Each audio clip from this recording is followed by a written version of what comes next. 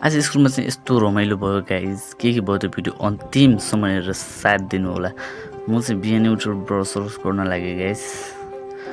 Brush चाहिँ गरेर चट्ट लागेर चाहिँ म चाहिँ स्कुल जान लागेँ। खानासाना खाएर पानी परिरहेको थियो हल्का हल्का आफ्नै क्रसफायर लिएर चाहिँ कलेजको लागि नै म पानी परिरहेको थियो किनकि बर्खा लागिसक्यो गाइज। हेर्न सक्नुहुन्छ तपाईँहरू।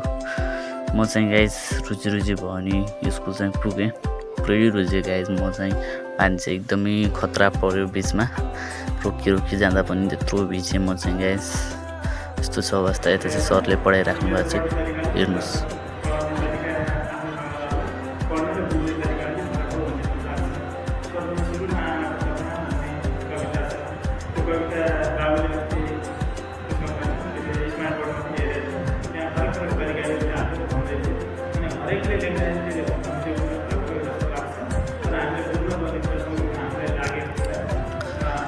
सरले पढाइसकेपछि चाहिँ म चाहिँ बाहिर आएँ। बाहिर चाहिँ यस्तो दामी हावा लागेको थियो गाइज। यस्तो रमाइलो भयो आज क्लासमा पनि। मौसम पनि यस्तो रमाइलो थियो गाइज। म चाहिँ छुट्टी भएर चाहिँ घरको लागि निक्लिएँ।